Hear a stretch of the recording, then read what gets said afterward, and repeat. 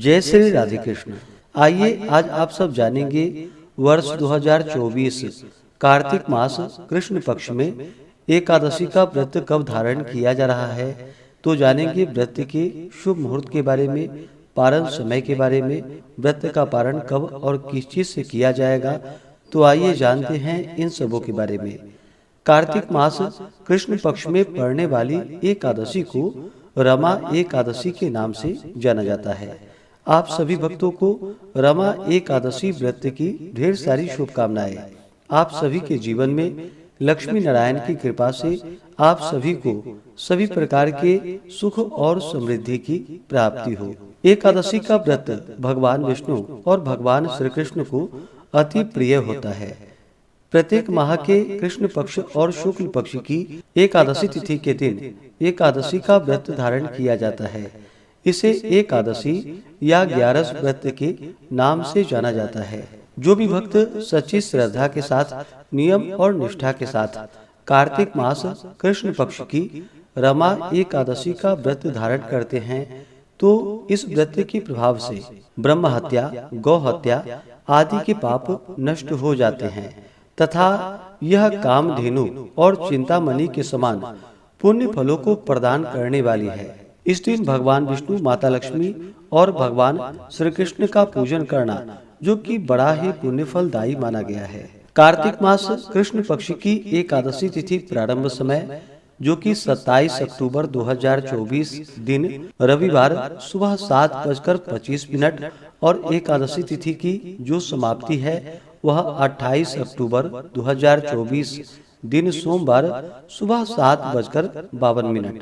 तो हमें शुद्ध रूप से एकादशी व्रत के लिए जो समय प्राप्त हो रहा है, तो सभी भक्तजन 28 अक्टूबर 2024 दिन सोमवार को व्रत धारण करेंगे।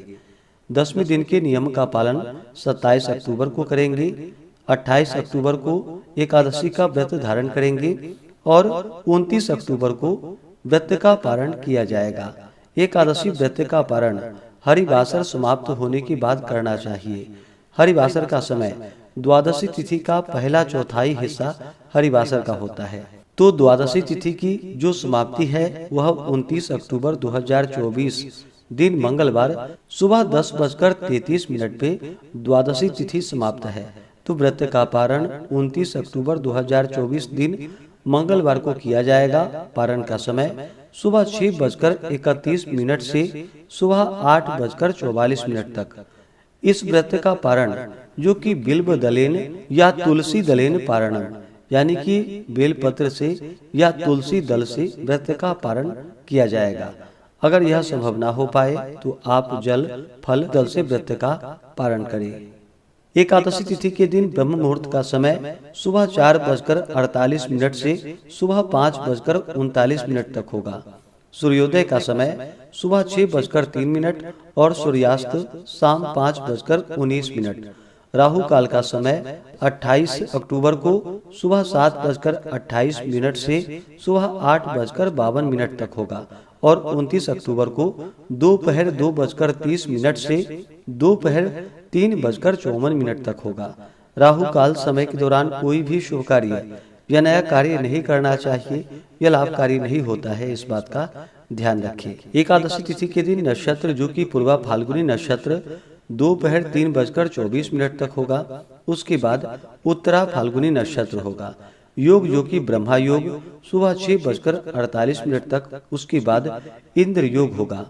इस दिन भगवान विष्णु, माता लक्ष्मी और भगवान श्री कृष्ण का पूरे विधि विधान के साथ पूजन करना चाहिए। इस दिन गंध पुष्प, धूप, दीप आदि से पूजा करनी चाहिए। भगवान को पीला पुष्प, पीला चंदन अर्पित करनी चाहिए। तुलसी दल भगवान को अति प्रिय होता है, तो उन्हें तुलसी दल अर्पित करनी चाहिए। जब भी आप भोग भी भगवान को लगाते हैं तो उस समय तुलसी डाल करके भगवान को भोग लगानी चाहिए। इस एकादशी के व्रत में जो कि अन्नदान, वस्त्रदान, गौदान, स्वर्णदान, छत्रदान, उपाहन दान, कंबल दान आदि का विशेष महत्व माना गया है। जो भी व्रती हैं उन्हें व्रत के दौरान शुद्ध और सात्विकता का पालन करना चाहिए। ब्रह्मचर्य का पालन करना चाहिए। व्रत के दौरान किसी के ऊपर क्रोध नहीं करनी चाहिए। अपने मन में किसी के प्रति ईर्षा या द्वेष का भाव नहीं लाना चाहिए। एकादशी व्रत रखने वाले को दशमी तिथि के दिन सूर्यास्त होने से पहले ही भोजन ग्रहण कर लेनी चाहिए। इस दिन शुद्ध और सात्विक आहार भोजन ग्रहण करनी चाहिए। चावल ग्रहण नहीं करनी चाहिए। दशमी तिथि के दिन दशमी की रात्रि एकादशी व्रत का स्मरण करते हुए भगवान विष्णु के नामों का स्मरण करते हुए सोना चाहिए और एकादशी की सुबह ब्रह्म मुहूर्त में उठ करके नित्य क्रियाओं से निवृत्त होकर के गंगा नदी में या घर के नहाने के पानी में थोड़ा सा गंगा जल मिला करके स्नान करना चाहिए। वैसे कार्तिक के महीने में गंगा स्नान का बड़ा ही विशेष महत्व माना गया है, तो जहाँ तक हो सके गंगा स्नान करें। गंगा स्नान नहीं कर पाए तो घर के नहाने के पानी में ही थोड़ा सा गंगा जल मिला करके स्नान करें। माता गंगा का स्मरण करते हुए शुद्ध वस्त्र धारण करके व्रती को व्रत का संकल्प लेना चाहिए। भगवान सूर्य देव को अर्घ्य प्रदान करनी चाहिए। इस दिन भगवान का दिन रात्रि उपवास रहते हुए सुबह और शाम के वक्त पूरे विधि विधान के साथ पूजन करना चाहिए। जो उपवास नहीं रह पाते हैं, जिनका स्वास्थ्य सही ना हो, तो आप एक समय फलाहार ग्रहण करके व्रत को धारण करें। इस दिन भगवान का सुबह और शाम के वक्त पूरे विधि विधान के साथ पूजन करें, कथा श्रवण करें। इस दौरान विष्णु सहस्त्र नाम, पुरुष सूक्त आदि का पाठ या श्रवण करना चाहिए। कथा आदि श्रवण करते हुए समय को व्यतीत करना चाहिए। इस दिन ओम नमो भगवते वासुदेवाय या श्री कृष्ण गोविंद हरे मुरारी आदि जप करते रहना चाहिए। इस प्रकार इस दिन भगवान का पूजन करके एकादशी की रात्रि जहाँ तक हो सके जागरण करते हुए समय को व्यतीत करनी चाहिए और द्वादशी तिथि की सुबह उठ करके स्नान करके शुद्ध वस्त्र धारण करके भगवान का पूजन कर ले, भगवान की आरती करे। इसके बाद ब्राह्मणों को भोजन करवाए, ब्राह्मणों को दान और दक्षिणा दे और फिर समय के अनुसार व्रत का पारण करना चाहिए। इस प्रकार व्रत को धारण करने से व्यक्ति के सभी प्रकार के पाप और ताप नष्ट होते हैं। यह व्रत जो कि कामधेनु और चिंतामणि के समान पुण्य फलों को प्रदान करने वाली है। तो इस दिन भगवान का पूरे विधि विधान के साथ पूजन करे, कथा श्रवण करे, नाम कीर्तन करे, तो यह बड़ा ही पुण्य फलदायी होता है। तो आशा करता हूँ कि यह जानकारी आपको अच्छा लगा हो। ऐसे ही ज्ञानवर्धक जानकारियाँ प्राप्त करते रहने के लिए, व्रत पूजा के बारे में जानने के लिए, कथा को सुनने के लिए चैनल पे अगर आप पहली बार आए हैं तो चैनल को लाल बटन दबा करके सब्सक्राइब करें, साथ में बेल आइकन घंटी को दबाएं ताकि आने वाली वीडियो का नोटिफिकेशन आपको समय से मिलता रहे। अगर आप सब आगे के जो कि दीपावली कब है, दीपावली के शुभ मुहूर्त के बारे में जानना चाहते हो तो उसका वीडियो चैनल पे अपलोड है या वीडियो के एंड स्क्रीन में भी वीडियो का लिंक दिया गया है। आप उसके माध्यम से जानकारियाँ को प्राप्त कर सकते हैं।